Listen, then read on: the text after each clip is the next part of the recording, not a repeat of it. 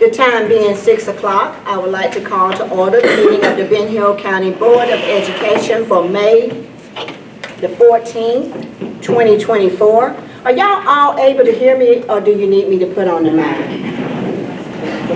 Y'all want the mic? Okay. Okay, well, I do want to welcome everyone here. We had a splendid hour just a few minutes ago where we were talking and greeting and congratulating our retirees. It was really excellent. And I'm so glad that so many of you have decided to spend your time here with us tonight when there is something else really going on, pretty spectacular, over at the Fitzgerald High School College and Career Academy, where our students are getting their cords and they're getting their scholarship opportunities and scholarship funds. But thank you for being here. We appreciate it. With that, I'm going to ask Mr. Cox if he will give us an invitation. Sure. Let's pray. Father, we thank you for the day. Thank you for loving us. We do thank you for our retirees that we just honor, dear Lord, and we thank you for their years of service to our students and our community. And Lord, tonight as we conduct the business of the school system, dear Lord, let it be done in good order. And God, we just pray that you would be lifted up in all things, dear Lord. We pray that you continue to watch over our community, dear Lord. Father, continue to watch over our children. And Lord, be with us the next couple of weeks, dear Lord, as this graduating class graduates, dear Lord, and keep them safe. And as they go off to college, just let them do great things. We love you and we praise you. In Christ's name, amen. Amen. Before we approve the agenda, let me just alert you that 2 of our board members are giving out scholarships tonight, and they will be here presently as soon as they get that time. So I just want to let you know that we do have a quorum. And Madam Chair, just to make note on new business that number B, we will not be approving the tentative budget tonight. We're just having our number 2 meeting, public hearing tonight. So we will not be requesting approval for tentative budget. Okay, so that's a change in our agenda. Yes, so will you make that in the form of a motion? Yes, please? ma'am. Motion. Is there a second? Second. All in favor of approving the agenda with the exception of new business B? Everything else will move on. All in favor say aye. Aye. Any opposed? Motion carries. Thank you. Okay, as you well know, that not only is this our regular board meeting, but we also are having our public hearing number 2, and that is about our proposed budget for 26. Yes. 24, 27. 24, 25. Yes. So you have that information for us? Yes, ma'am. I know that, okay, Miss Natalie. I know that we're showing a deficit of over $400,000 still, and we're having to go into our fund balance, and it's going to leave our fund balance running right under $3 million. That's correct. So currently, we still have a few things still in the pipelines that are uncertain at this moment. The final allotment sheet still hasn't been presented to us yet. We have a current estimate, but we do not have the final allotment sheet. We also are still looking at the local property taxes and trying to nail down a accurate number for that. Kemp has proposed, or actually I guess it's already voted in now, but some exemptions and things for their property taxes that will impact our local revenue here. So I plan to get with our tax commissioners and try to nail down a more accurate revenue number. So I've left this number a little bit conservative, so I'm just hoping maybe that number will change for next meeting. And also I plan to go down into the expenses and drill down a little bit further and see where some other items that we can cut to get a more balanced budget for next meeting. Well, Natalie, I appreciate all the work that you do and everything, but as you well know, the board is taking a whole lot of hits for the decisions we're having to make concerning layoffs and who we can hire, who we can't hire, and what we can afford. But when you're looking at almost $500,000 in deficit, you have to make some tough decisions. We do it in our own budget, and we certainly have to do it as good stewards of the taxpayers. But we are looking for ways out, right? Yes, ma'am. You're looking for more revenue? Yes, ma'am. And cutting some more expenses too, but. Cutting some more expenses, would it include personnel? Possibly not, but that's what we're hoping to drill down into the other expenses at this time. Well, see, that's the other question, I guess, because like even on tonight's agenda, we have some recommendations for more personnel coming in. And I thought we were cutting back since we had started to hit our para pros. Some positions, they resigned, so this will be refilling those positions. Gotcha. Okay, all right, thank you. No, you're welcome. Thank you. Any other comments or questions with Natalie? No, I do thank you, Natalie, for your work on this, because I know it's not easy coming in, learning the process. So we do appreciate your Thank work. you. You're doing a good job. Well, the public hearing is supposed to last how long? 10 minutes? Anybody have any questions? Well, the public hearing is over. Okay? All right. We are reopening up to our regular board meeting, and that is going to, Excuse me, the public hearing when we get to speak. this is the public hearing. Okay. Is that the sign-in sheet right there? Comments, the No, sign. that's for This is a comments. public hearing about The budget. Okay. Okay, that's okay, that's okay, I understand, Sorry. it's kind of confusing, we're trying to put 2 meetings in one. The board is required to do at least 2 public hearings on our proposed budget before we post it in the newspaper for how many weeks? 2. 2 weeks, and then we approve it at our next board meeting. Thank you for the clarification. Okay, so with that, we have some announcements and recognitions. Yes, ma'am. We just want to thank our retirees again for their service to our school district. Everybody that was there was a vital, part of our district, and they're choosing to retire and going their way to do what they feel like they want to do with the rest of their life is a great opportunity. We have a great retirement system here in Georgia, and I know several people are getting close, and they say it's the best thing ever, so I wish our retirees a great retirement, and thank you for your service to Benton Hill County Schools, but there couldn't be a better moment, I'm sure. I bet. They all seem to be really excited.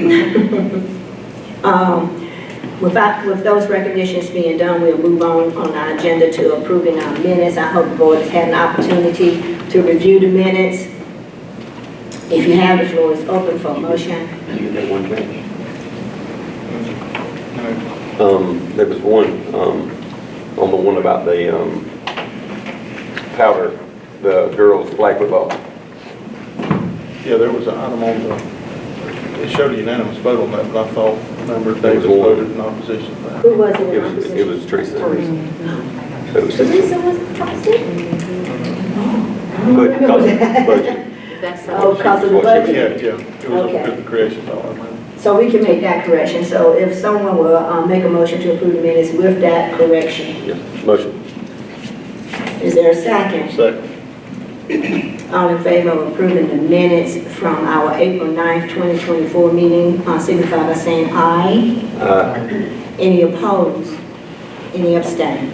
Okay, we also have minutes from our call meeting and work session that we did on April the 15th, 2024. Motion to approve. Motion approved has been accepted. Is there a second?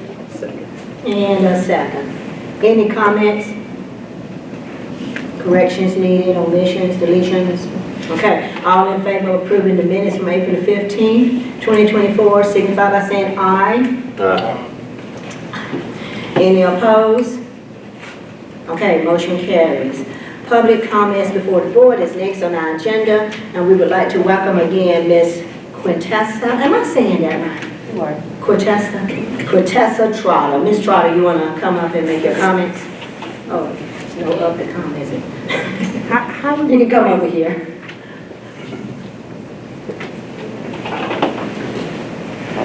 Ms. Trotter, just as a reminder, you'll have 5 minutes, and refrain from any usage of the student or employee's names, please. Okay. Yes.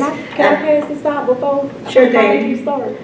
But let me just add to what Mr. Cox said too, because we do want to make sure that people know that we welcome public comments, that's no problem. But to maintain some decorum, we need to make sure that you're going to be following the policies, no more than 5 minutes, as he said, not calling out the names of our student or staff, and of course to be aware that the board is here to listen to your comments, but they're not going to make any kind of corrections, questions, or discussion about your comments. We have an administrator, our superintendent, that'll take care of those things.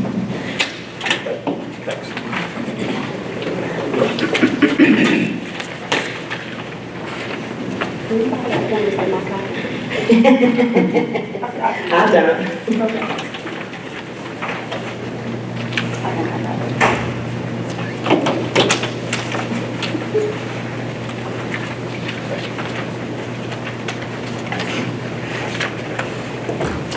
Thank you. So, as ways to save money, I mentioned one time before that my private insurance pays for RBT to come inside of my home, which could be used inside the school, which would prevent these meetings that we're having, which would also prevent the school from having to pay for an attorney to come from being in Atlanta to attend those meetings with my attorney, by simply just allowing my people to come inside of the school and work with my son. So, and also, when I make a complaint of something that happens inside of the school to the superintendent, instead of the superintendent just responding back to me or trying to work with me to fix the problem, paying the attorney to respond. Or I'm getting 2-page letters in the mail from the other school attorney, 2-page letters in the mail at least once or twice a week about open records requests that it's just simple to clarify. But what I want to talk about tonight is I had a meeting with the school on 10/17/23, which is the first email that I sent to the school. I had a meeting, just what you see right there in bold is what was in my son's IEP for the minute meetings, where the school put this in. Those were my concerns and the resolution of what they were going to do. So on here they stated that they were going to get this contract approved, this behavior contract approved, and they were going to work with the recent aggressive behaviors and incidents. They were going to send weekly communication home and consult with ABA, consultation for ABA, and 5 minutes warning before the scheduled safety drill, which we had an issue with my son during the intruder drill because he has sensitivity to hearing, he's autistic, and it caused a big incident. Well, I'm not getting any of the services. As of yet, we haven't even gotten the new FBA, which we requested on 10/17 to be done, which was stated right here. They said that at that meeting on 10/17, they said they was waiting on the behavior contract to be approved, but the behavior contract was signed on 10/6. On the next page, you will see where I set up my own son's transition plan for him to go to the high school because he has transition issues. He's getting ready to make a huge transition from the middle school to the high school. So I set up his transition plan to start in January. If you go to the back page with the part of the IEP on there, it states what I set up for him to go once every 2 weeks to go and create bonds with some of the people over there, so he'll have a safe person and we'll have a plan in place for him going over there. That has yet to be done. We had 2 meetings. The first meeting was like a meet and greet for them to meet him, and we talked about some of his issues. The second meeting we had, they gave him a tour. When it came time for the rest of the meetings, we couldn't get anything set up, which is what I addressed on this email right here to to the LEA teacher. I'm having a hard time getting the school to work with me to allow my RBT to come inside of the school to teach my son coping skills because the district isn't properly trained on how to handle kids like this. So I'm paying for this service. It keeps the school from paying for the service by allowing them in. The behavior contract does not cater to children. That's one reason why I printed it out and gave it to y'all. It does not cater to the students.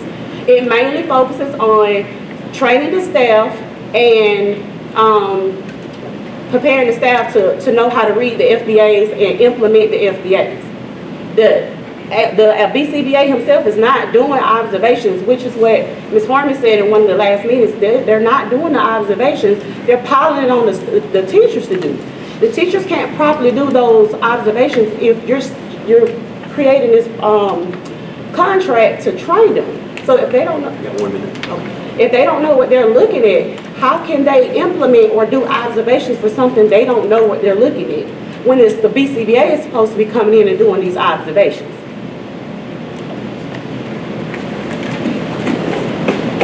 That concludes your remarks, Ms. Yes, Brown? ma'am. Thank you very much for bringing this to the board.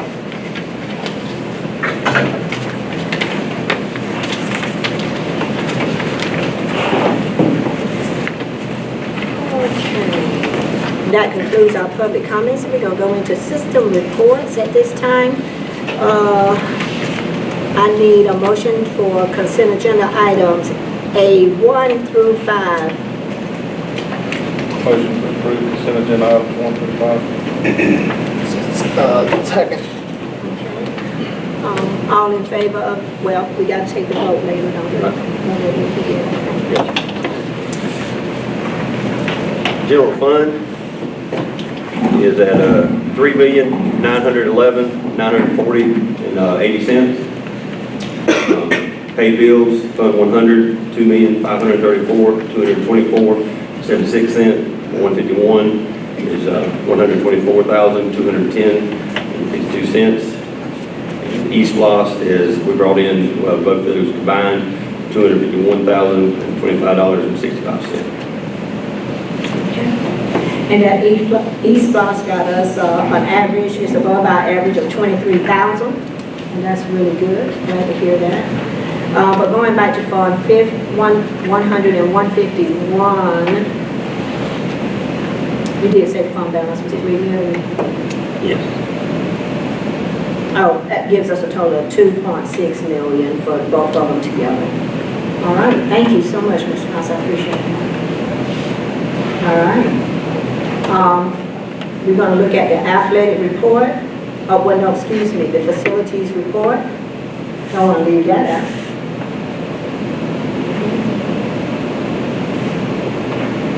We just gonna look at it. Okay. Well, I do have a question about it. No, the lighting at the Fitzgerald High School, College and Career Academy, we've shown 17 fixtures out there needing repair. That's the newest school. What's going on there? Is that just something that was left off? The light? It's up to about 100 now, probably. This is, we got an issue with the drivers and the LED light panels, and we got to fix it. We've been working with the Harris and manufacturer they've replaced 50-something already, and I got another shipment coming in. So I guess big question would be, that's warranty work? Yeah, it's all one. Oh, yeah, that is the question. Good deal. And we're also, in all those, we get to do the lighting and the foundation, so we're still replacing as they go out. We're going away with fluorescent, we're going back with all LED, so Okay. working on that. And that's gonna be better and cost effective. Yes. Excellent. Okay. Now we can take a good look. Thank you, Ms. Moore. We can take a good look at our athletic financial report. Y'all have any questions about the high school or the middle school?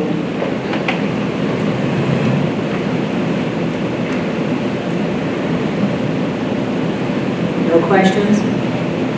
Well, now, if there are no comments, we're going to go ahead and vote on the consent agenda items. All in favor of consent agenda items A1 to A5, signify by saying aye. Any opposed? Motion carries. Thank you. We're going to go to transportation requests. We got 2 for out of state.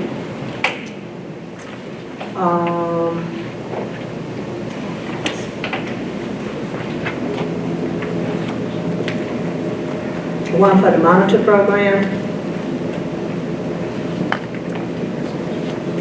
Excited about that.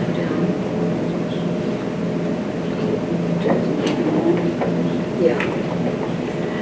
The kids at the monitor program is going to take a trip to Jacksonville to go to the zoo. And then we've got Ben Hill Middle School TSA that are planning on going to Orlando. Madam Chairman, make a motion that we approve those out-of-state trips. Is there a second? Thank you, Mr. Garrison. Okay, any questions or comments about those?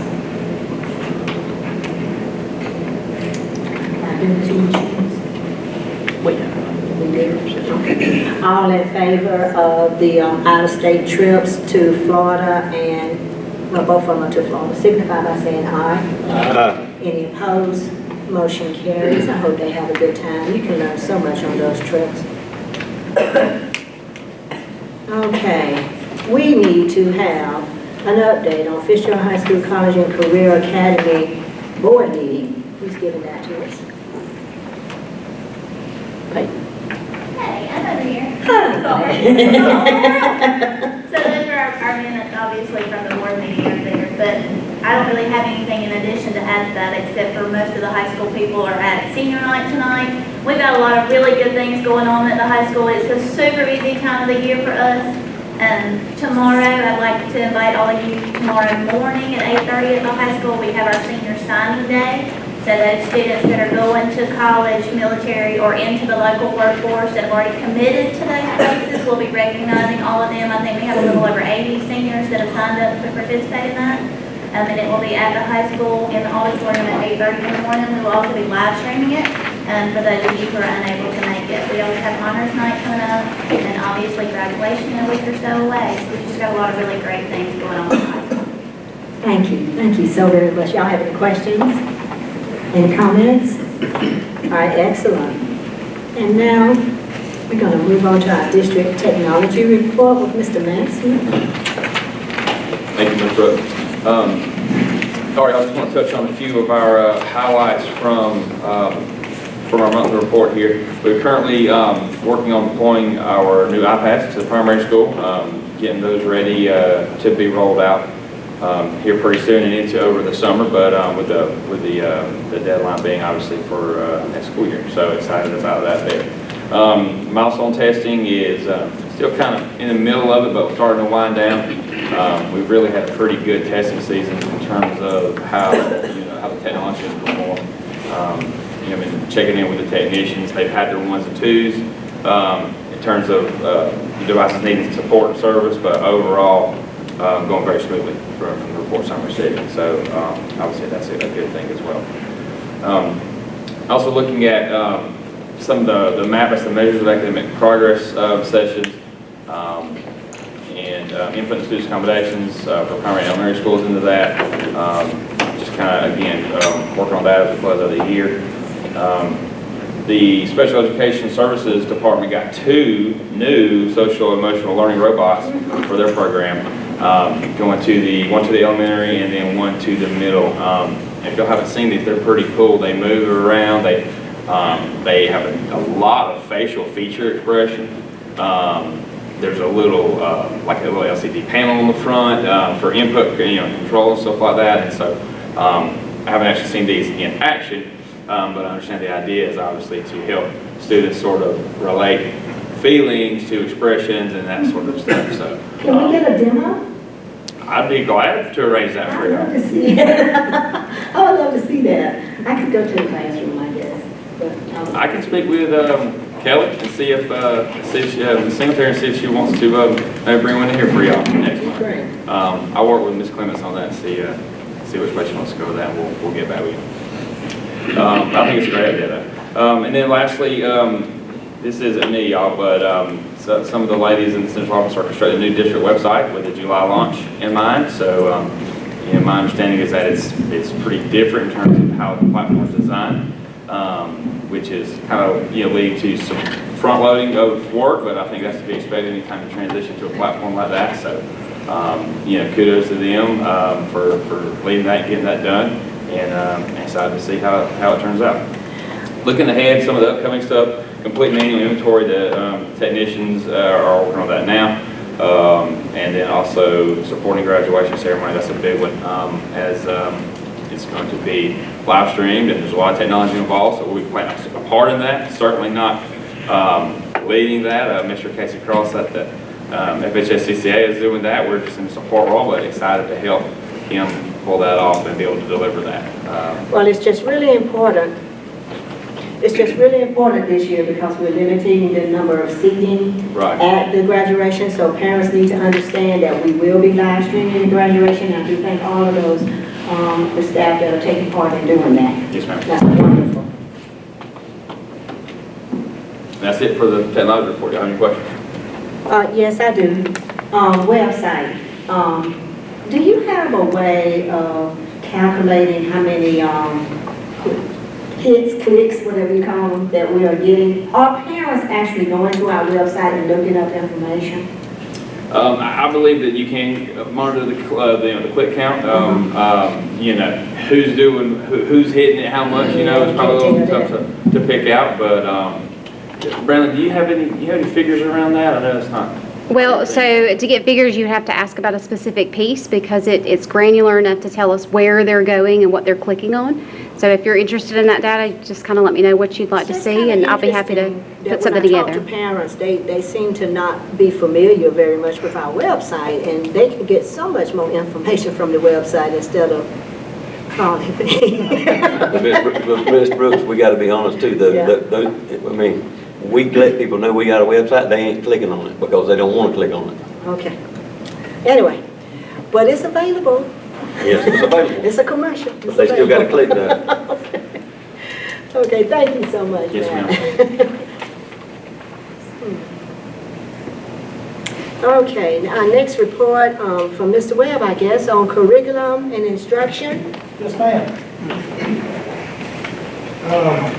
Part of our strategic plan involves the PLCs and the PLC process, and I know there's been a lot of questions this year about how we do business and how we go through the process of getting plans from our education professionals to this and implemented into the classroom. And that's what we've been working on that for several years. It became part of our strategic plan. It remains part of our strategic plan. So I'd like to just give you a little information on why we do PLCs, number one, and the process itself.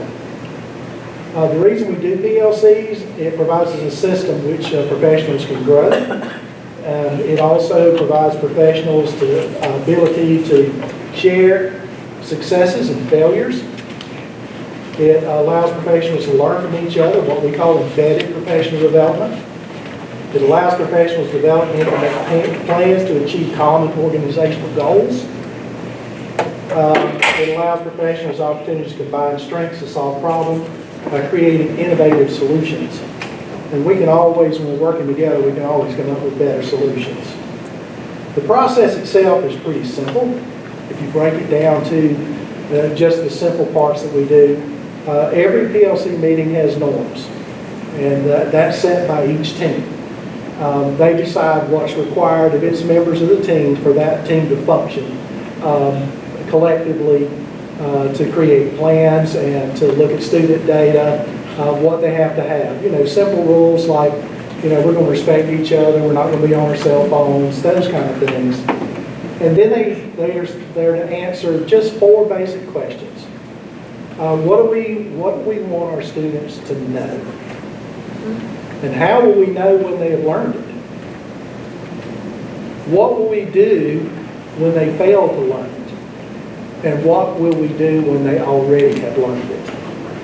And answering those 4 questions, you know, we narrow down what we're going to focus on for the students to learn in a given week. We figure out, you know, what type of assessments we're going to use to determine whether they've learned it, not learned it, whether they're mastery, almost mastery, they've got a long ways to go. And then they make plans to address those things. And that's part of the data-driven part of every PLC. They're looking at data constantly. You know, at the district level, we look at large pieces of data over longer periods of time, but the teachers and their PLC teams, they're looking at data that a lot of times is every 2 weeks, 3 weeks. And they're given major assessments, and they're looking at that data, and they're determining, did the students get to where we need them to be? And they make plans and regroup students, and you've heard a lot about win time. And that's where Tier 2 happens. And we've talked about the tier process. And so when you look at Tier 2 is very flexible, very fluid, because at any given time, anybody could not master a standard or master a concept or a skill. And so the idea here is to take the students and put them in groups based on their specific needs. And so if a student needs a specific skill, then that student's going to be grouped together with like students who need intensive instruction on that skill or concept or standard. Now some students they're going to get it the first time. You know, there are students that get it before you ever get it out of your mouth sometimes, I think. And what are we going to do with those students? Well, they still have a win group too. They're going into students where they're going to get enrichment, acceleration. They may be engaged in projects.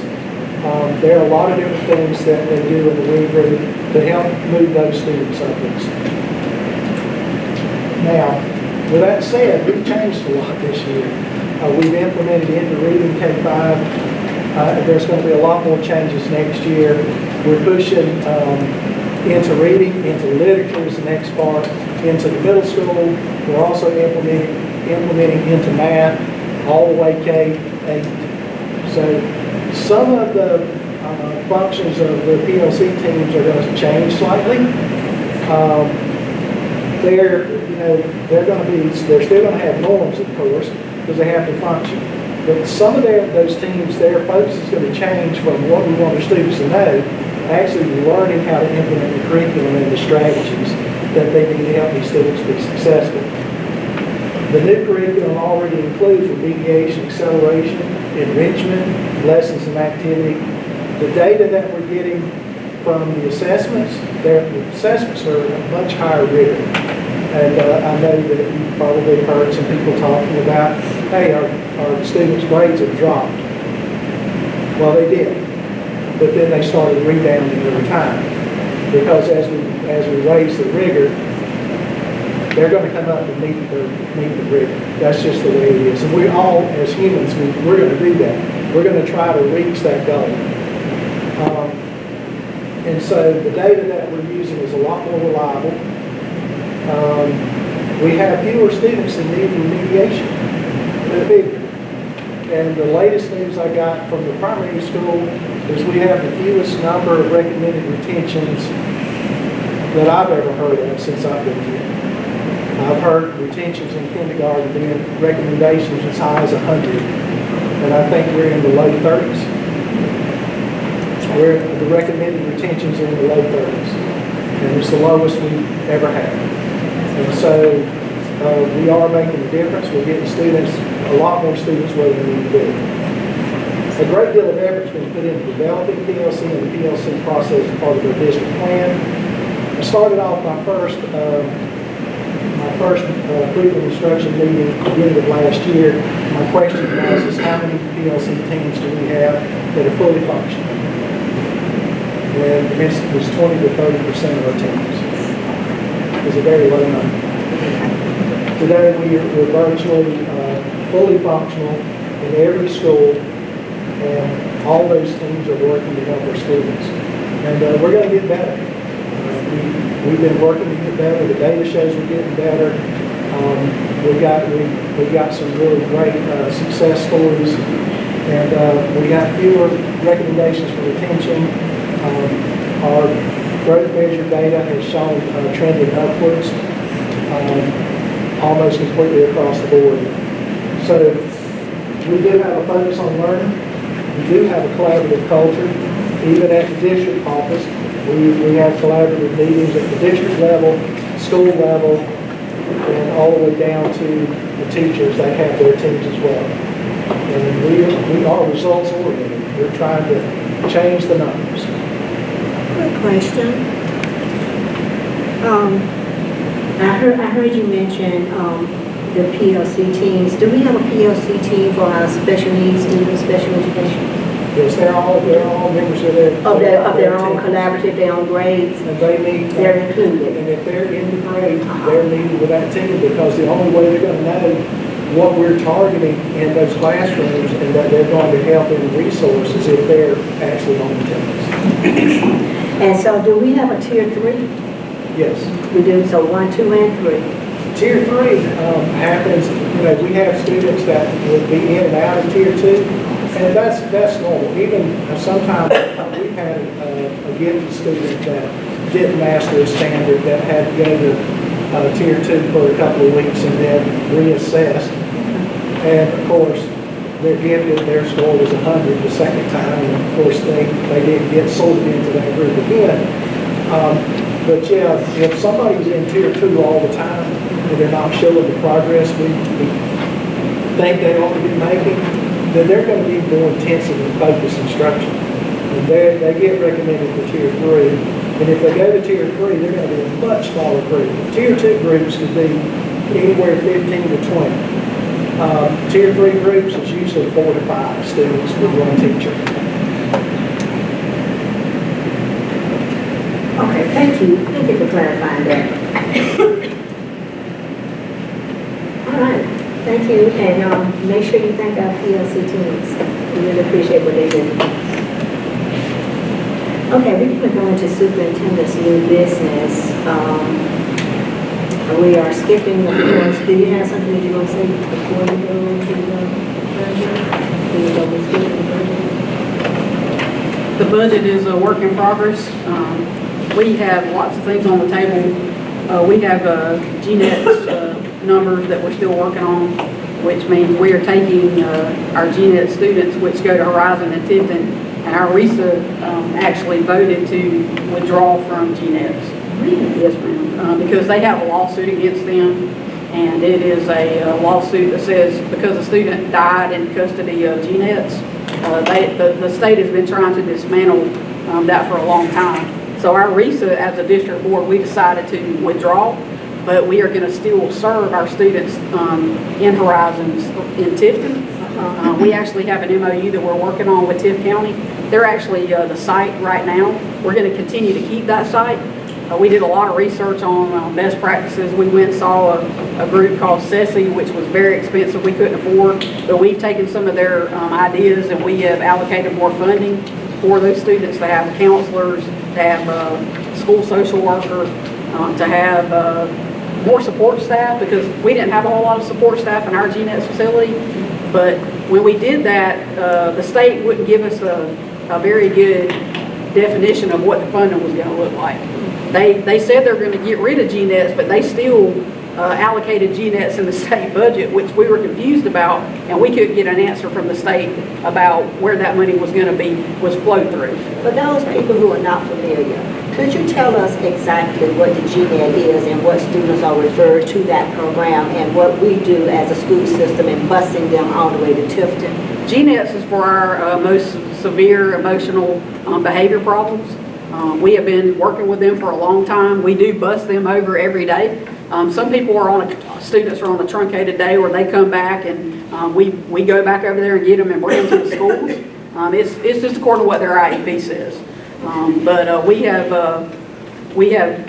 met as superintendents with Turner, Tift, us, and Earl, and we have come up with a good plan with our special ed directors and other people, finance directors, to see what we could afford.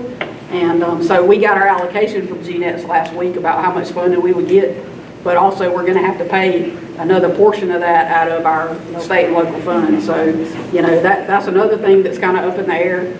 We also have, geez, that's the other thing that was big now.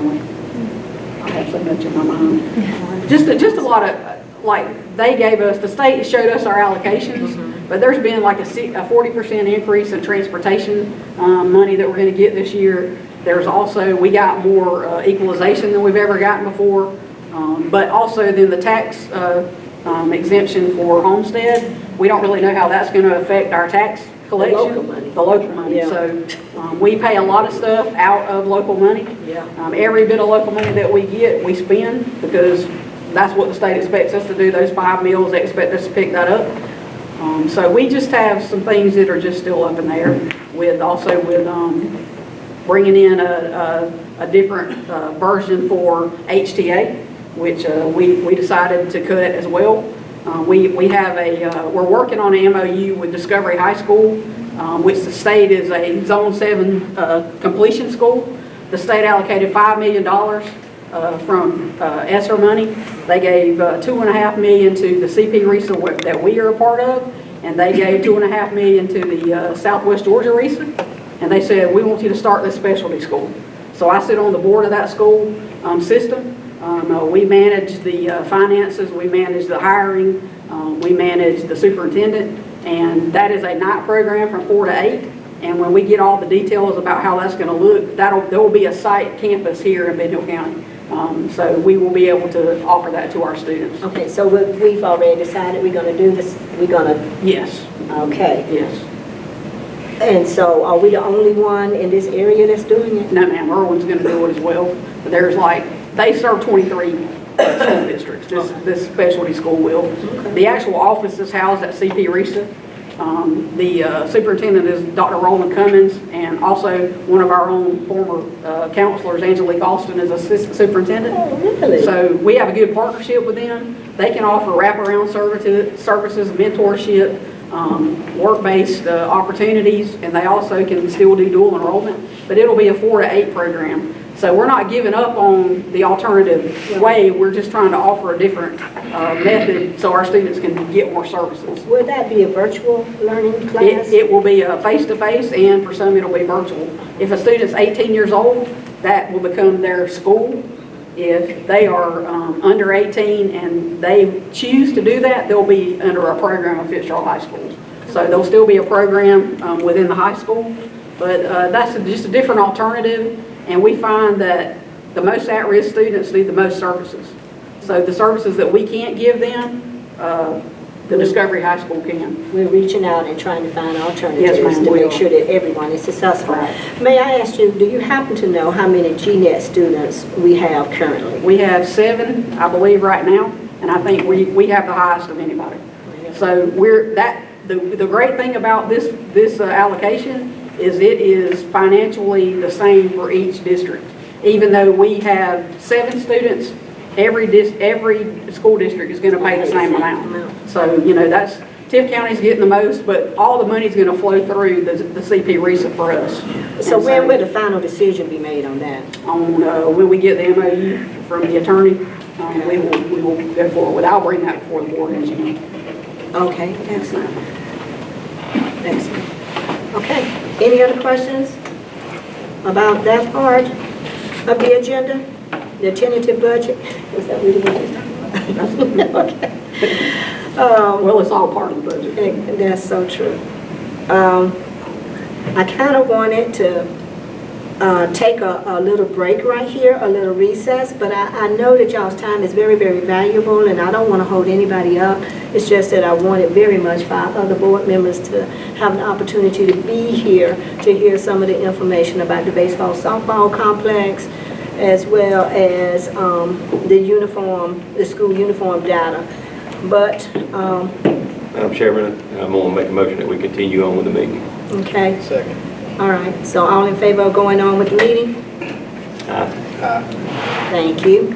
I wasn't gonna ask, I thought it'd be okay. All right, so you wanna talk about the baseball softball? I will say, we can move to other things. If you want to give them time, you can move around on the agenda. I think we can do that. You can go ahead and do that. Well, let's see. Move it to the bottom. Yeah, we can vote to move. This is how CD. it's gonna be. I'm sorry. This is how it's gonna be. Okay. But you Can vote to shift that. You want those two? Yes, let's move those two All right, items. so I'll make a motion that we move item 9, let's see, See, C and D to the end of the meeting. okay. Thank you. Is there a second? Yes. All right. All in favor of moving those two items to the end of the meeting, signify by saying aye. Any opposed? Motion carried. Thank y'all so very much. Okay, so Surplus. we are going to talk about the surplus items. We move C and D. Yes, ma'am. Good evening, everybody. As you already know, we have our old Fitzgerald High School College Career Academy. It's full of stuff. And if you know the roof been leaking for a couple of years, and if you walk through there lately, it's a scary place. And by doing so, that we actually improved tonight the surplus, the item within the school. We've given schools opportunity to go in, to get what they want to get out of the building. We've actually offered the monitor center an opportunity to go in as well and to get things. And it's full. It's a whole building of stuff. You know, and when you look at even gov deals, there's so many desks, chairs, tables, and so on. So we asked permission tonight for just a surplus sale of the property that's in, and we discussed it at other board meetings. And not only our old high school, Fitzgerald High School College Career Academy, but also our middle school. The middle school will be getting new furniture, desks and tables, and teacher desks and student desks. And they'll be getting those through a grant that Ms. Clemens and Ms. Bunny Kelly put together. So they'll be getting that this summer. So not only do we have the old high school, we have all the furniture now at the middle school that we got to find a way to get rid of, because new furniture be coming in sometime the end of June, 1st of July. And all that furniture gotta be out of the building in order for new furniture to come. So we asked them to do a surplus sale. Me and Ms. Debbie looked at the date of June the 7th and 8th of doing the surplus sale. School will be out, won't be any kids involved, and so we'll get it advertised, get it tagged, and I can tell you when you're doing a surplus, you buy it, you pick it up. So Mr. Service, will this be kind of how we did elementary school? Yes, sir. Okay. Yes, sir. And so when you buy it, you just pick it up. And I can tell you, I think Mr. Newell looked too, a whole classroom of this may only go for $50, you know, and you're saying, well, how can stuff go that cheap when you look at the material that's now got mold on it or it's outdated, and our schools are above them too. You know, classroom desks are above them. The desks Mr. Heisman get, they like put together desks for group work. Our old desks are like standalone and they're big and bulky. So that kind of tables and chairs, I know this stuff is very valuable, but it's outdated. You know, the stuff is outdated. We really they don't have no use for it, especially when we got stuff in our county now. So that's the surplus stuff of June 7th and 8th. It's the date we're looking at having that sale if approved, but we'll get in and take pictures and we'll post and we'll put out and we'll work with Ms. Natalie by our finance and make sure that we're doing the right protocol. Okay, so we are advertising? We will. We haven't done anything yet. We're going to get board approval. As soon as we get board approval, we'll start working on all that. So, Madam Chairman, I'll call I'll make a motion that we approve the approval of surplus furniture for the middle school and our old high school. Second. We have a second. Any other comments, discussion, questions? Okay. All in favor of approving the surplus of our old high school and middle school furniture signify by saying aye. Aye. Any opposed? Motion approved. Thank you so much, Mr. Sines and Ms. Newell. Okay, discussion.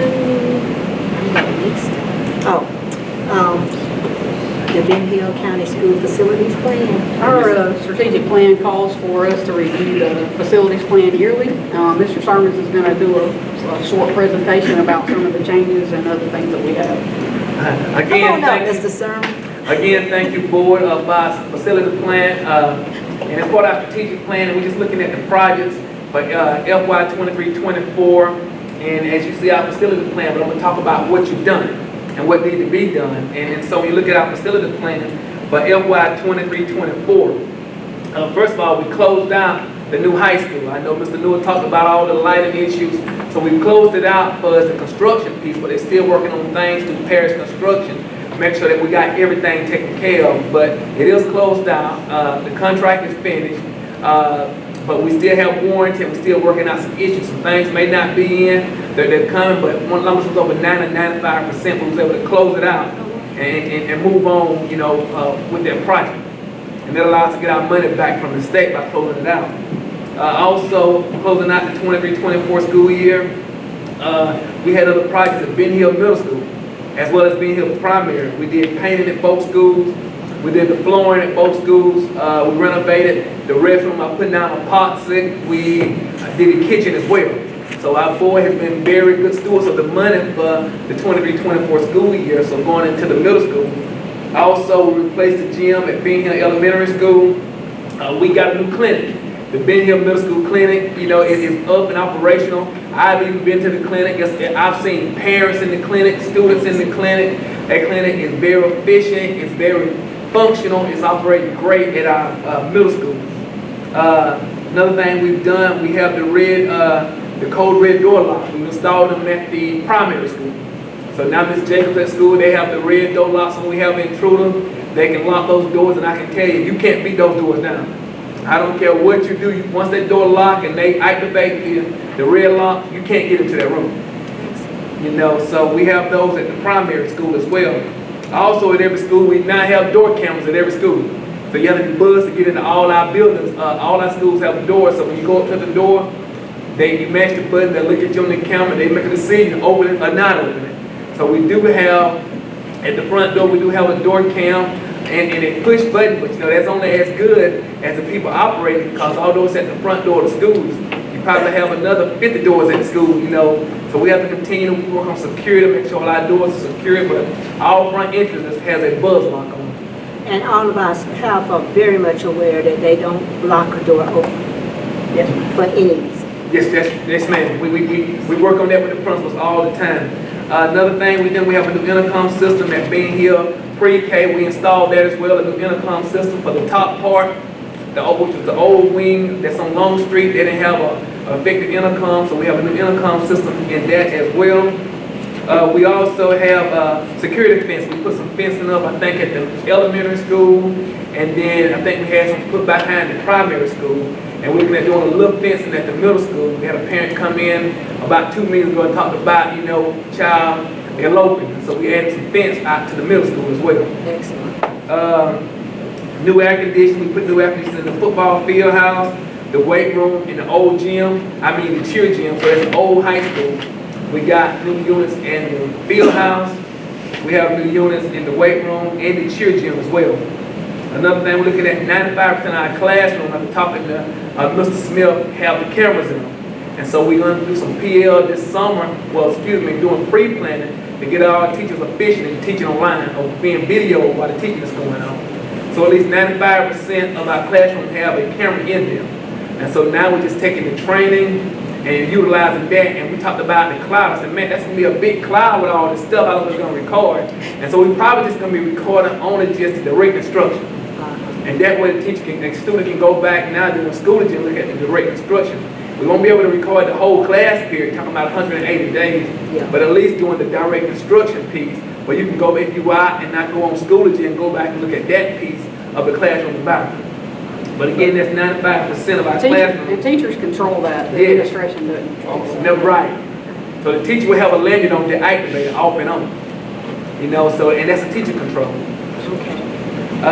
With that, we refreshed our one-to-one devices. We over 100% of laptops, so all our students have access to a laptop, and not only have access, we do have some spare. We have spare parts. So that's awesome for a district our size, and that was initially started about right before COVID. When everybody was still trying to buy laptops, we already have them. So we are one-to-one, and we do have some left over. Talked about the surplus sales for the 7th and 8th of June, and that'll be open to anyone that want to come purchase something. We'll advertise it, and it'll be first come, first served. So we want to get rid of everything. So if you want to bring your truck, your tractor, your semi-truck, and buy old furniture, Miss Debbie gonna get together because she know how to move stuff. So we're gonna deal with Miss Debbie, and she's gonna get us a good plan to try to get that stuff moved, because we don't move it and we got to store it. And we don't have no storage in our county, in our school system. And that was FY 23 and 24. And again, thanking the school board for what you've done. That's been a lot of money spent, but it's been a lot of projects done that for 23, 24. But then when we look at FY 24, 25, we still have projects that's out there. First of all, FY 24, 25, the new classroom furniture at the middle school. Through Ms. Clemens and Ms. Bunny Kelly, we have a grant that we're going to provide new desks, teacher desks, and student desks at the middle school. And I don't know the last time we had, a whole change of the desks in the school, but that'll be coming in the late June, early July, and so we'll have that. Also looking at putting a new gym. Well, this is a wish list. School board, it's just a wish list. We don't have all the funds for it, so this is our wish list for 24, 25. Putting a new floor in the gym at the middle school. Right now, the middle school floor is a rubberized floor. It's been there a long time. It have humps in it, and it's you can't play the games on it. Right now I think we moved some games actually to the middle school, to the high school. At the end of the year, we had to move our basketball games to the high school because the gym is rubberized, it have dents in it, have creases in it, but it serves its purpose. And so we're looking at one day getting that replaced until a wooden floor, where they can have all the games on it. And that'll kind of bring the middle school up to standard with everyone else. Also looking at, I think him and Mr. Oliver showed me carpet. They say the last time the carpet was done, Ms. Clemens was the principal. So they talked about the carpet at the middle school. So they say they would like to have carpet in the building. New carpet around the school. They say she was the last one that got new carpet and she was there. I said, I was a principal too, but you didn't get us new carpet. So, so they say they like to have carpet within the building. Ms. Clemens and Ms. Kelly's working on a grant. Somebody get the door for Mr. Pond, please. They said, again, Ms. Clemens and Ms. Keller's working on a grant to get the red security door devices for every school. So the high school, the middle school, and the elementary as well. So we can get that grant. They're looking at doing that as well, of installing all those items.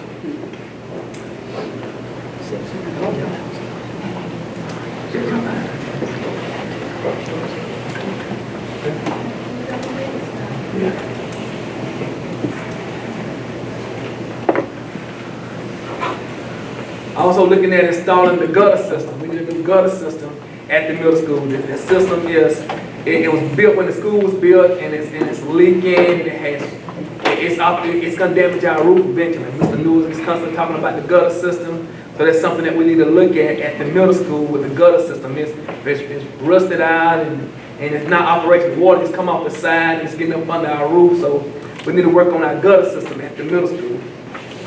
The second thing is we're looking at opening a second clinic. That'll be at the high school, Fitzgerald High School College and Career Academy. So we're looking, they've gotten a grant to open up a second health clinic for our district at Fitzgerald High School College and Career Academy. Ms. Clemens, you have something on the health center? The governor allocated, I don't know, maybe $20 million or $30 million for health clinics. Ms. Bonnie wrote that grant. I think we've talked about this before, but it'll be housed at the high school. It'll be it'll be a clinic, but we've also talked about expanding it to dental, vision, and mental health. So we got $1 million, $308,000 for us to renovate, and $690-something thousand, I think, for South Central Primary to pay, their staff and to buy the equipment. We are the fiscal agent for that, so any purchasing would have to come through the school system. We'll be able to sustain that, to keep it ongoing? Yes, ma'am. And they'll put a nurse practitioner there. But if they ever decided to pull out, all of that equipment will be ours. And the healthcare lab, the renovations and all that we're going to have to do for the health clinic would be for us for a long time. Would this won't be for the community like the other one? It will be. It will be? We'll start with our students, but eventually, like the one out at the middle school, it'll be for the community as well. Will we have to get the support of the Board of Health for that? No, ma'am. So it's not going to interfere with their operations? No, ma'am.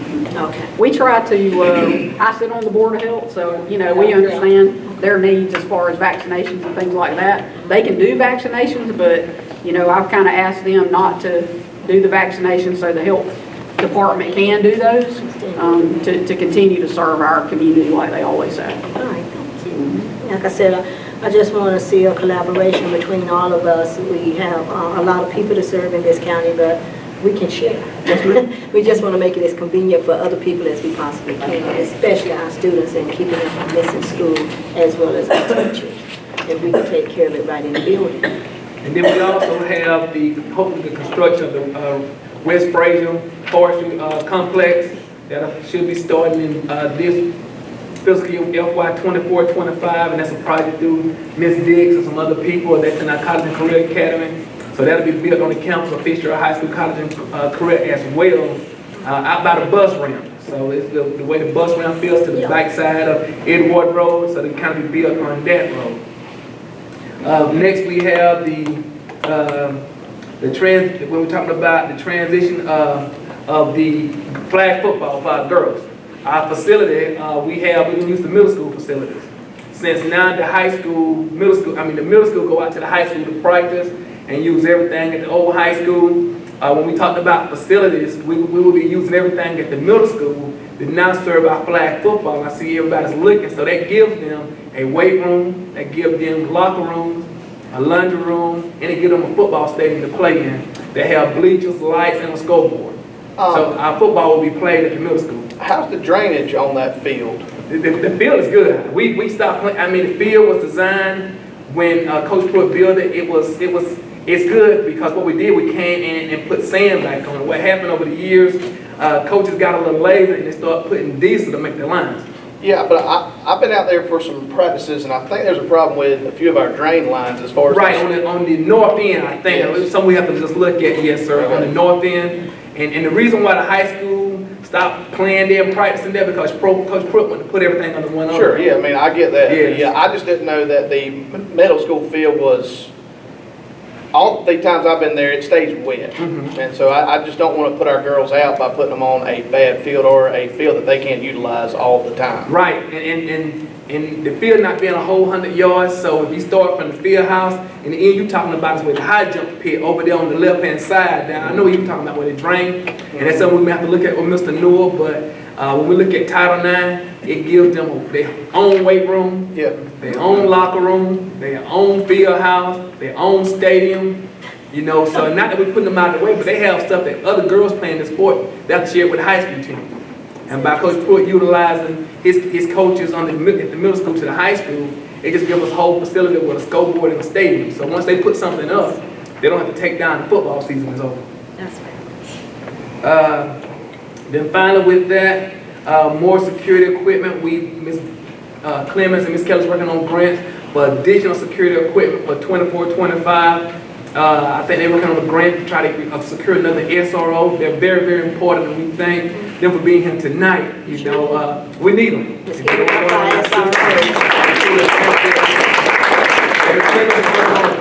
Kelly to secure another resource officer. And that'll give us one now in every school that we can get that grant as well. One at every school. Every school. Well, 2 at the high school, excuse me. Yeah, one at the other school. Right, it'll be 2 at the high school. And that's a grant that she's working on, and it'll help us about more security equipment as well too. We've already purchased cameras and metal detectors and hand wands, but you can just never be too safe, and it's in every school system, you know. So the grants are out there, and Ms. Kelly does an awesome job of researching grants. I think me and Ms. Natalie were talking the other day, money come in, she'd be like, where that money come from? You know, they got to do a better job telling me where all this money come from. And Ms. Kelly will walk around and say, that's me, you know, so, but we truly think what Ms. Kelly is doing to try to get up, you know, keep our kids, our students secure. Finally, we're going to finalize, we hope to plan on the demolition of the old high school. That's just a plan. We're talking about planning now. It don't mean it's coming down, but 24-25 is trying to come up with an adequate plan to demolish the old high school. You know, that it's got to go eventually. So just looking at a plan, and I know it's an expensive endeavor, but just getting a plan to demolish the old high school, leaving the science hallway, which Ms. Clemens said Discovery School will be using, the science hallway, the cheer gym, the weight room, and Ellis gym. That's all to be left, you know, on that property. You know, once we look at getting it, you know, demolition and getting rid of it, it'll be the science hall, Ellis gym, the weight room, and the cheer gym. And so we had some conversation about whether or not we could collaborate with city and county or any other governmental entity if they wanted to use some of that building or renovate, but they do not. They do not. But we are in a partnership with the city, working on a plan to demolish the building. Okay. We're waiting on them to come back with a proposal. An amount? Yes. And that's pretty much the presentation for FY 23-24. Again, thank you, board, for all you've done. It's a lot that happened this school year. You know, y'all done a lot. Y'all have been wise with taxpayer money. Y'all have done things to support students and faculty and staff in the system. So again, thank you. But again, those are the projects for 24-25. There's still a lot to do. And as y'all know, our money is tight as some area, but the thing that must be done. You know, and so again, we truly thank y'all at the school board. I'd like to add one thing to that. We have a building where our old server room used to be that either needs a new roof or it's going to have to be torn down because the building itself is getting water in it when it rains.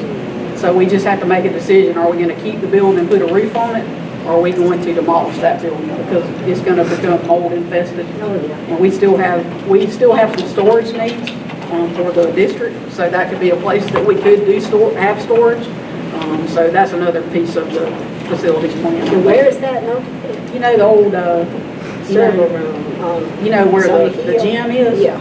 It's the old kindergarten, I think, at the old elementary school. I believe that's what it was.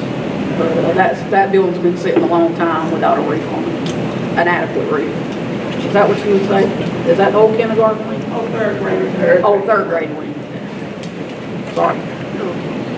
Well, thank you very much for the facility report. I do have one other question. I didn't quite comprehend everything that was on this long list, but the student population, is it growing or is it diminishing? It's diminishing. It's Our diminishing. our FTE is projected to decrease over the next 5 years. And then that comes with jobs. And me and someone had a conversation the other day, and not trying to toot it about our own, but our money goes to tipping and coffee with facilities and jobs and businesses. And when that happens, it put pressure on the school system and the taxpayers to try to make to cover those gaps. So it goes back with revenue and taxes and funding and so on. So it's diminishing. We've lost students. I think Dr. Stone, she calculates this every day. I think 50 students or so from the start of school to now. But when you lose students, that's money. You We know, so we also have a very transient population right now. A lot of that come and go and come and go 2 or 3 times a year. So there's some instability in housing that I think is affecting our student population as well. And when you ask the question, the last thing Ms. Clemens talked about, the Discovery School, and if we don't come up with a different plan, then the state will eventually make all the schools voucher schools. And so we're just trying to be out in the front of everything to keep our students in Bingham County. And that's something we've done, you guys have done a good job of, is keeping us in front of that. So I appreciate it very much. Okay, any other questions about the facilities plan, the upcoming, and our wish list? What we need to do? I want to welcome our 2 new board members. Did the scholarship night go well? You went well? Y'all want to tell us who y'all gave scholarships to? You remember the student's name? The scholarship that I gave out was through MediaCom and Ella Jenner. Ella Jenner for the MediaCom. Well, to Grand Homecoming, we gave Kiana Parker, Hayden Register, and Madison Stone $500 scholarship. Excellent. So ours was 1,000, I'm sorry. $1,000? And you gave away 3,000? That's fabulous. Y'all, when people come together to help our students, and y'all know how difficult it is to go to college, and bring money to me, tonight is a really big night at our high school because we get to see all the different entities and community folks all over who come together to try to make that an easier transition because everybody cannot afford to go to college. And those who do sometimes pay until it's time to get their Social Security money. So you're shaking your head on that, Tony. We just had I'll just say this, we had a new one today in honor of Beverly Lavender. Ted and his family gave $1,000 scholarship to the student with the highest math average. And also got a call from somebody last week who's going to start a new one next year for, he used to be a principal a long time ago. Patrick. Oh, Mr. Yeah, Patrick. Mr. Patrick. So we'll have that one as well next year. That's fabulous. But we want to encourage more people to participate, and that's why we certainly won't have this scheduling conflict next year. Ain't that right? Yes, ma'am. Okay. So that we can all enjoy seeing our students being recognized. I want to ask a question about scholarships because we had a conversation out there. How are the scholarships, what kind of notification goes out to the students? Because we noticed that a lot of students don't apply. They just don't apply. They just They don't all, apply. every senior gets emails, they make announcements, all those things. So they get a list of all of them. A lot of them just don't apply. It's been like that for years. I don't know why, but they. It was a long time ago for me, but I told my children they better apply for everything they got out there. I don't understand why they don't apply. Well, and that brings us to another point. I like the idea that our 9th grade to the 11th grade are part of that that audience so that they can aspire to also want to get those scholarships. I know that that makes it a long night because we honor them at the same time, but the real reason to do that is to make sure they know what's ahead and what they could actually qualify for. So I'm glad you guys had the opportunity to do that, and we did move some things at the bottom of the agenda so that we could talk about that while you're here. Okay, so I don't know where we are. Discussion.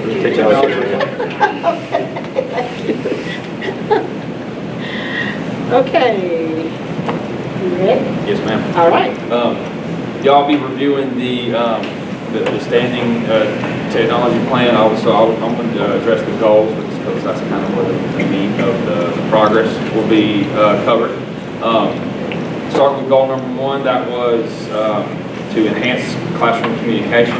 Our strategies for that was to amplify teacher audio, and the way we set out to do that was to basically do partially what Mr. Summers described with the audio enhancement system, where every classroom now has overhead audio, the teacher has the mic, so you get a nice even amplification of the teacher's lectures and stuff like that, as well as giving the teacher station a way to kind of be broadcast also equally through.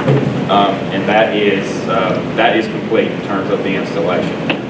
Also, just from touch on the fact that we're scheduling some training for the teachers, just to kind of round that out, that will be implementing next school year. The next strategy under that, goal number 1, was to increase teacher-parent contact, and the strategy there was to, there was to deploy classroom phones. It's just what it sounds like. It's phones in the classroom. And the purpose of that would be to give the teacher a much easier option instead of, such as what they were doing before, sharing a workroom phone, which was serviceable, but not ideal. This is much more ideal in terms of giving that to them at their fingertips. It also has, byproduct benefits too, giving the principal and other people in the front office the ability. Nurse is a big one. Counselor, or that kind of stuff, just to reach into a classroom if they need to, or for the reach to go the other direction as well. And that's complete. That project's complete. We wrapped that up over the course of the school year, so the data is not firm on that year because we don't have a full year of what was it like before versus what it was like after. I did pull the numbers the other day in anticipation for this, and they had gone up. I want to say the percentage was maybe 10 to 15%, but again, looking forward to a full year of what that looks like, just to kind of measure and track that, see what if the intended outcome is being realized. Okay. Goal number 2, provide equitable one-to-one technology. So we made this a goal after we switched to Google. We were able to bring in through the ECF federal grant approximately 2,200 new Chromebooks, which is fantastic.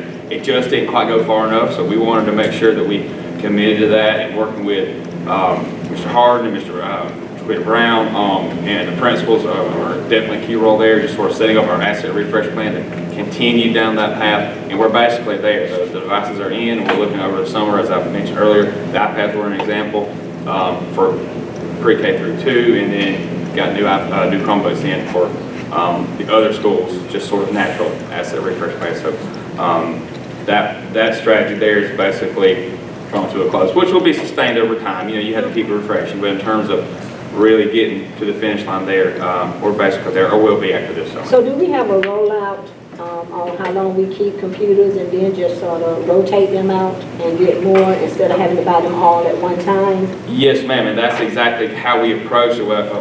The group that I just mentioned, that's exactly how we approached it. We looked at sort of what the burn rate on those is, what the turnover of the device is, and we came up with sort of a percentage approach so that in the budgeting side, if it's there, that really makes it easy to keep those turning over at like a 15 to 20%, maybe 25% depending on the school refresh rate year over year. Excellent, thank you. This next one, develop network fault tolerance. So when we added this strategy to this goal, the idea was that with the FHS-CCA being somewhat isolated from the rest of the district, I mean, it's really kind of not if you think about what a primary school is, but anyway, the idea there was, since they're kind of out there by themselves, duplicating services so that if something happened to the link in between the sites, they would be able to function. As you might guess, as it probably sounds, that became cost prohibitive, especially given where we're at today. So in working with Ms. Clements, we made a decision that we're going to amend this in the plan and turn our focus more towards strengthening the link between that the high school and the rest of the district, as well as putting more planning and budgeting into cybersecurity, just to kind of, speaking with Ms. Clements, she felt like that was probably a better approach. I agreed, and so we've already started transitioning that part of the plan to that new approach for that strategy. Goal number 3, increase district-wide safety.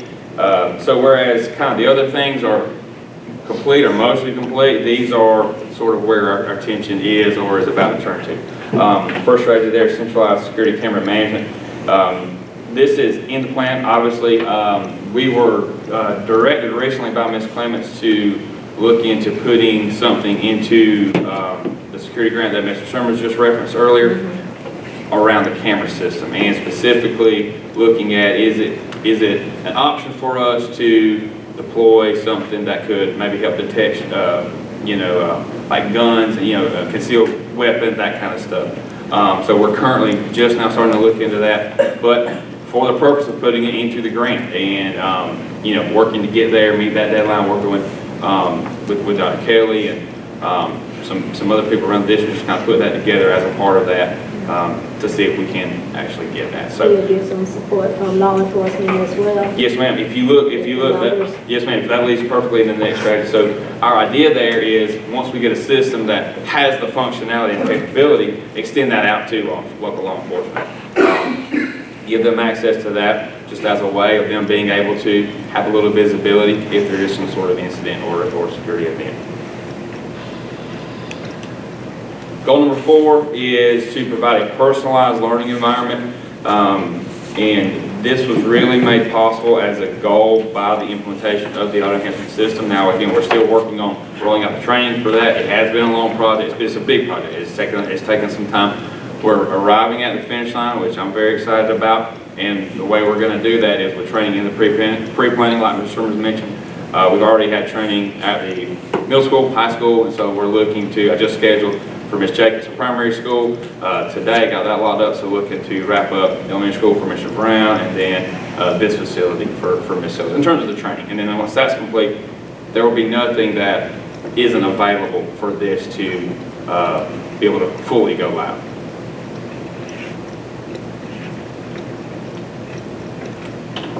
Any questions? Good job. Thank you.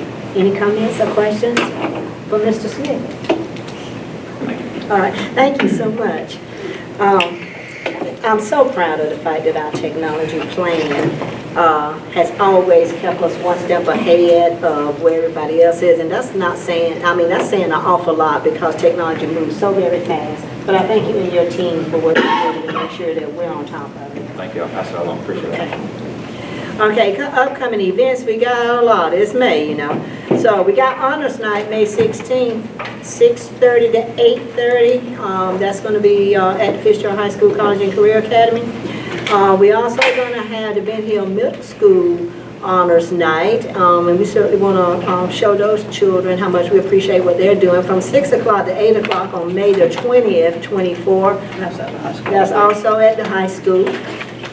Please don't miss graduation. It will not be Friday night. It will be May 25th at 9 a.m. at the JC Stadium. The board needs to be aware that our summer conference is right around the corner. Time to go to Savannah, June the 6th through the 8th. Wow. And I'll deliver those folders once it all gets set in stone. Okay. Y'all are not at the Hyatt. We're not at the Hyatt.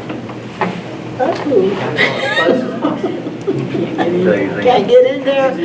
Teresa, you're at the Hyatt, right, as the district director. They got you a room, right? You know? Yeah. Oh, okay. Okay. Don't work with me. They couldn't get anybody else. Okay, so we'll probably be down the street, not too far. Okay, yeah, right close by. All right, thank you. Just want to remind you that our regular monthly meeting will be June the 11th at 6. They're going to go ahead and do our fiscal year 24 local governance training requirements and have those submitted in by June the 30th. Please, you guys, don't forget your personal finance disclosure report. I know we keep putting it on the back burner, but it is due by July 1st. Every single day that you are late will be $50 of your personal resources. So you don't want to miss out on that.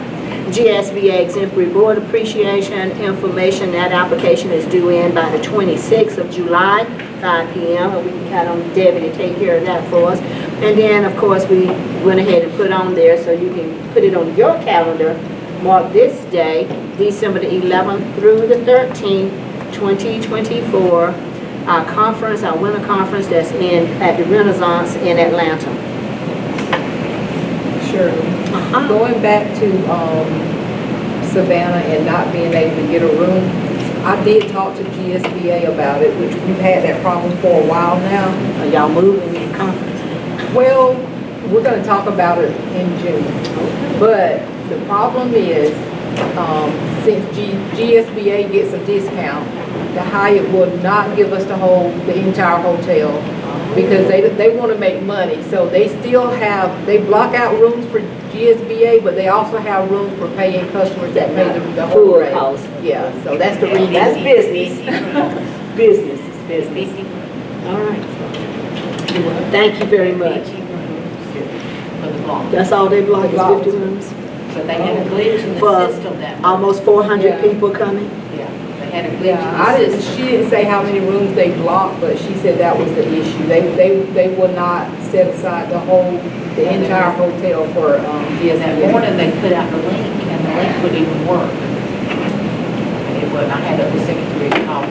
I hope your board will consider moving the conference to another location that will work with us a little bit better, because it's just much more convenient for the board to be meeting in the hotel where the conference is and living there. But we'll manage.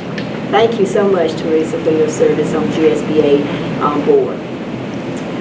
Let's roll back now before we go into it, take a motion to go into executive session. Let's go back and look at, what was it that we skipped? C and D. C and D, thank you. This was such an important decision, we moved it on the agenda. We want to talk about the baseball, softball complex and where we are on that.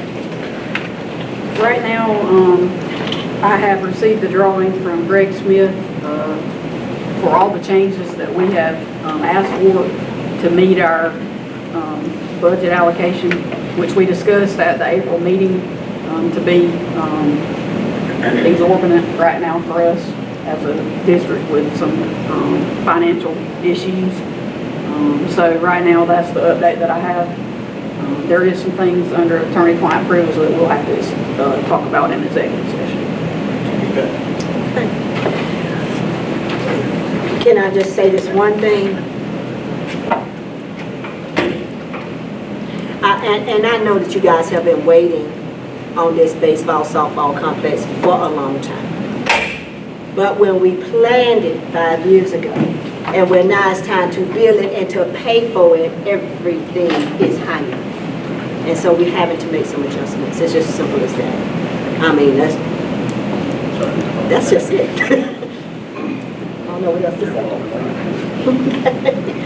All right. With that discussion, kind of moving to a little bit into executive session because of. Yeah, cover D. We gotta go cover D. Oh, yes, I'm sorry, thank you. So we want to talk about that uniform survey that you guys sent out for Yes, school ma'am. uniforms? I thought that was really good. So one of the questions that has been raised for a long time is school uniform data. I asked the principals, go to your governance team, create a survey, figure it out.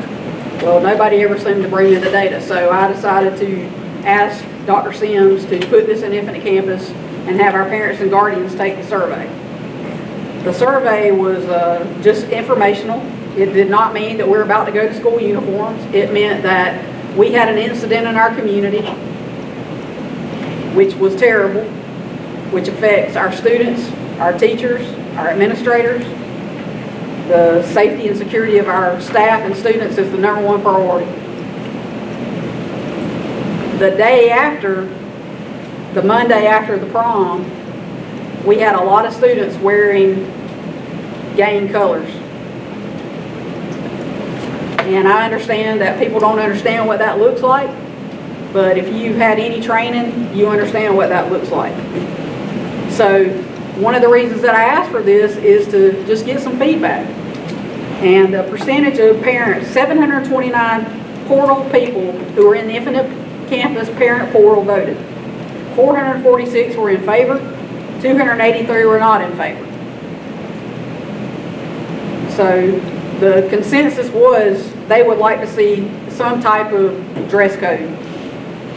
But the interesting thing is that we couldn't get everybody to vote. You know, when we ask for surveys through Infinite Campus, we would like to see more parent participation. So I don't think this is enough to say, hey, we're about to go to school uniforms. Because this is What percentage of that represent our parent population? That's not even. no, we have 3,000 students. Yeah, We have 6,000 parent guardians. 2%. But the interesting thing is at Ben Hill Pre-K, they had 73 yes and 45 no.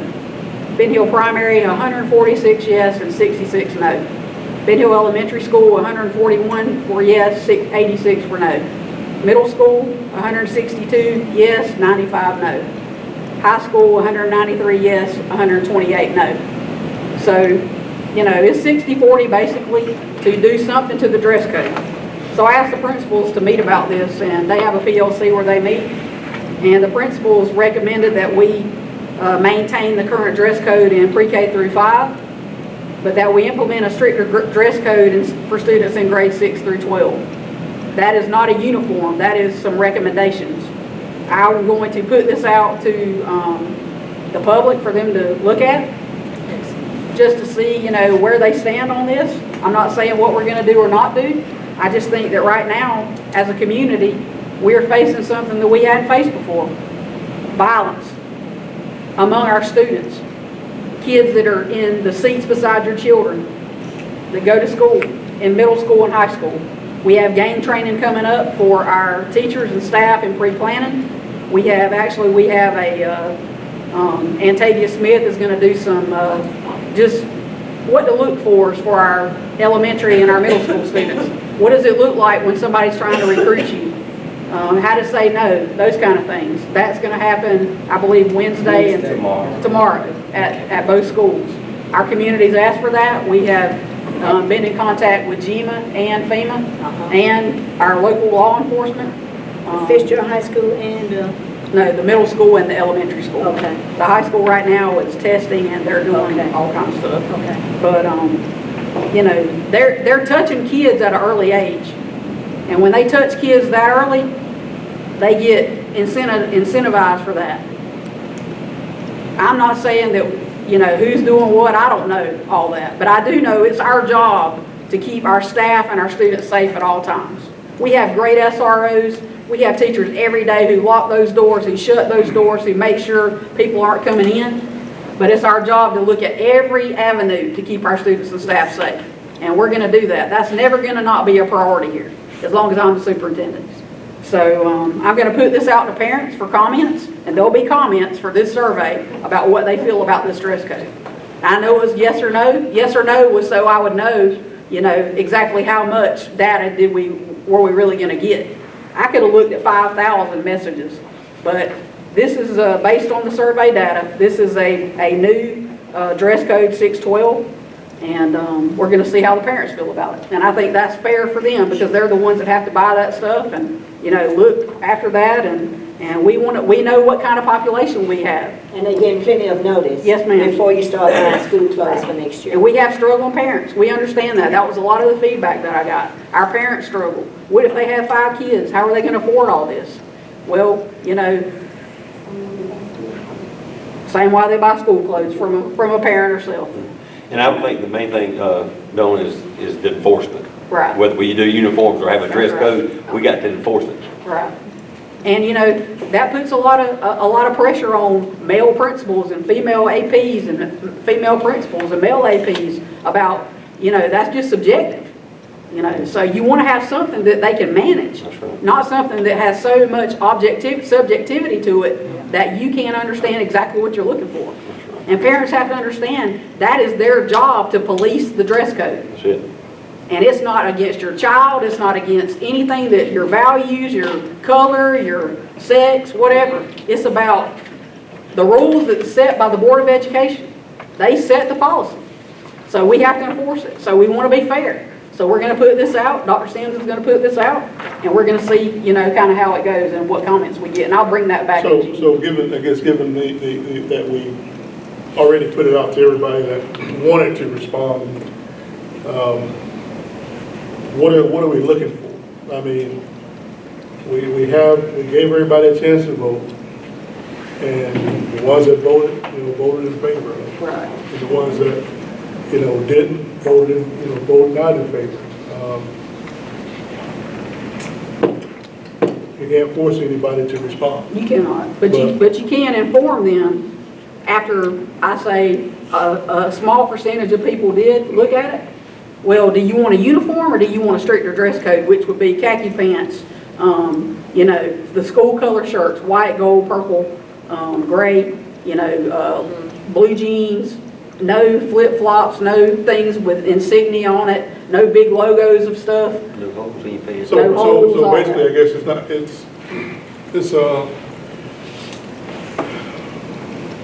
you say enforcing the dress code, having them to wear khaki pants, blue jeans, school color shirt.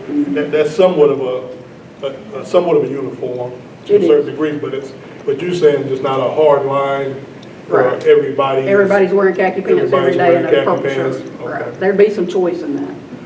So we're trying to Still this. be able to identify and kind of control a little bit of what they Yes. wear.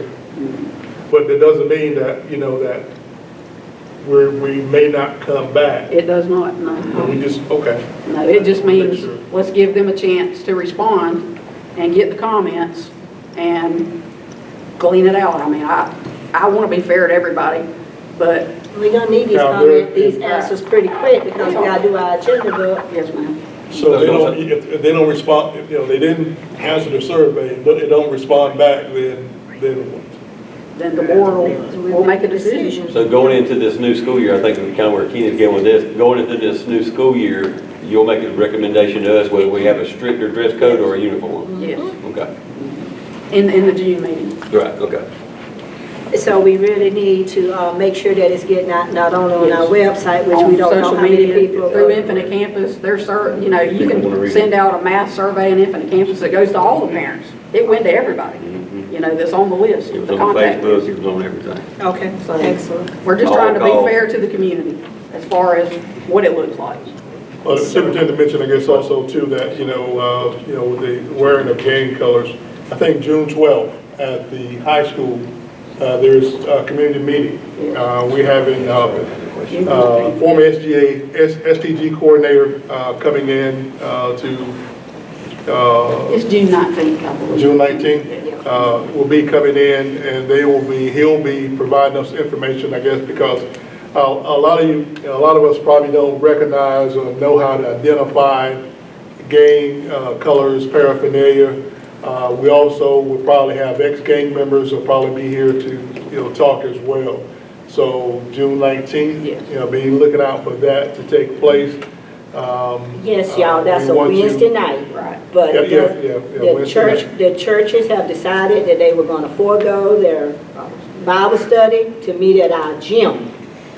So, yes, please get that out by word of mouth. Thank you so much, Kenny, for reminding us of that, because I don't know about anybody else, but I have very little knowledge about gang colors, their protocol, or what they do, except for the balance and the way that they recruit young students.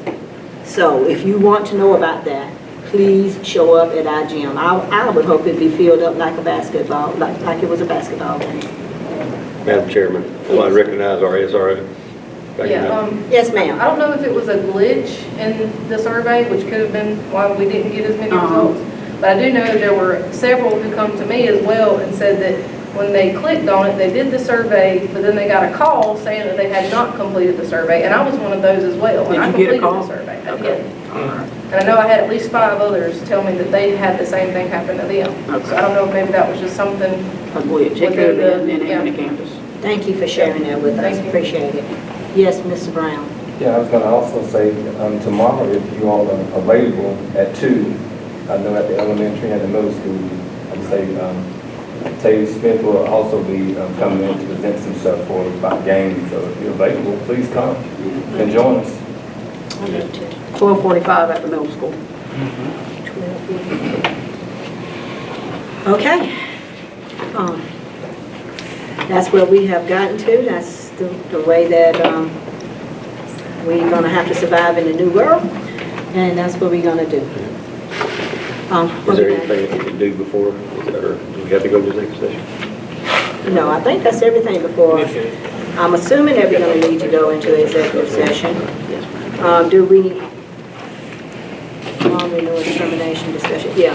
Everything else is in executive session. This one won't be probably a short one, I will tell you that.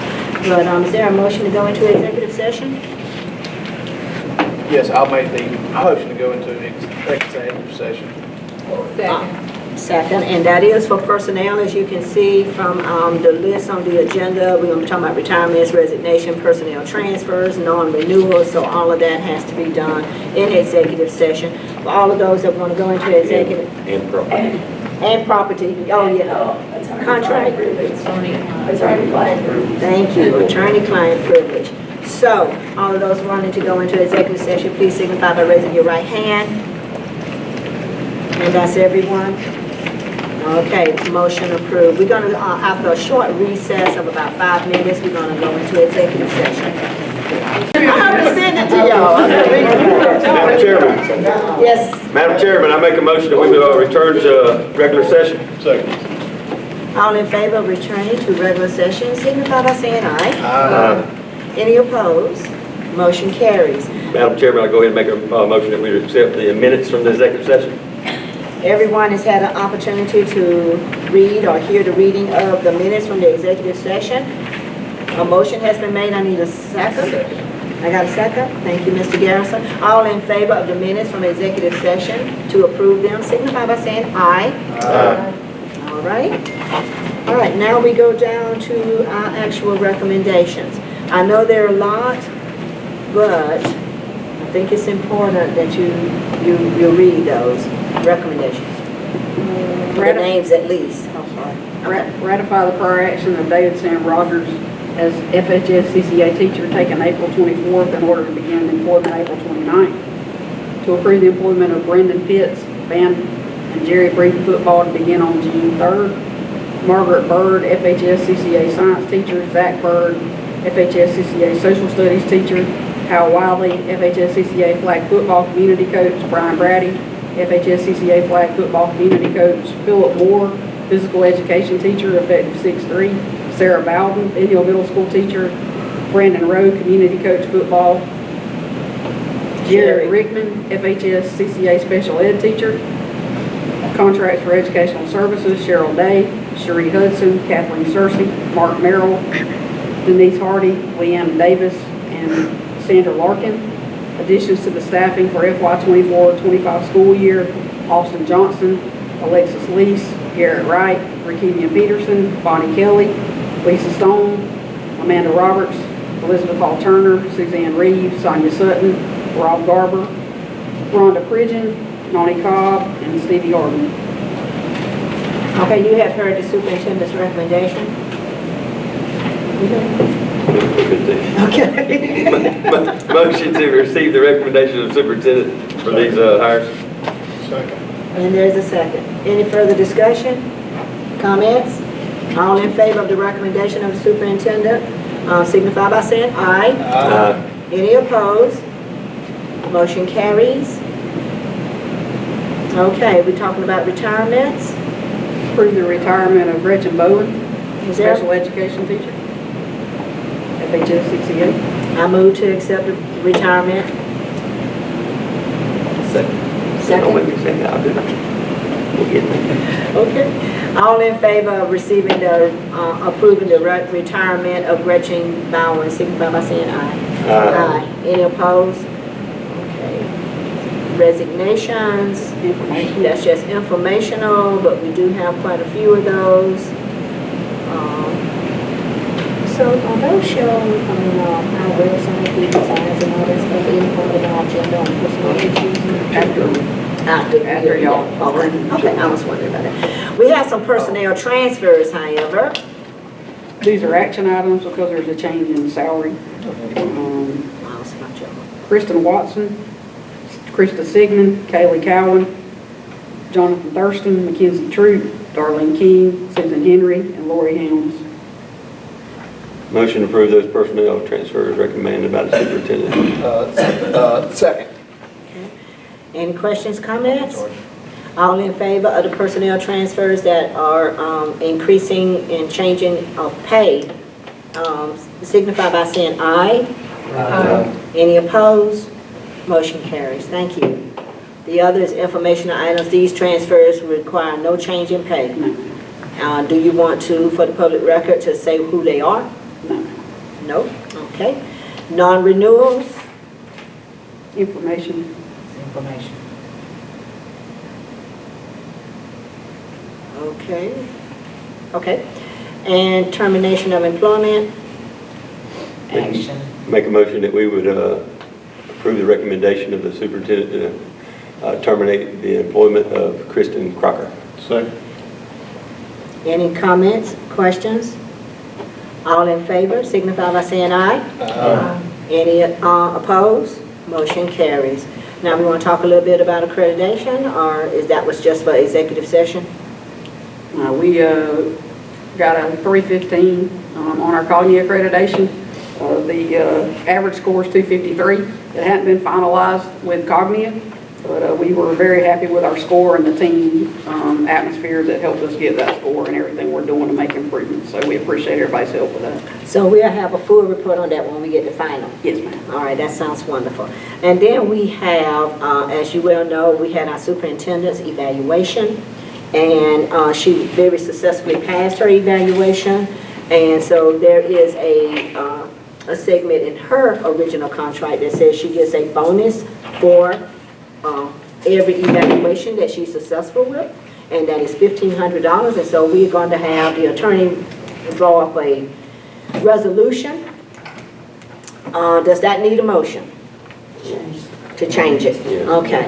Make a motion to change the superintendent's resolution, that it will be a one-time $1,500 lump sum payment that she could put in her retirement. Second. Okay. Any questions? Any comments? All in favor of having that resolution drawn up, signify by saying aye. Okay. Any opposed? Motion carries. Now we have, it's not on there, is it? Did I just skip it? No, it's not. Okay. Also, something we had to talk about was property a little bit.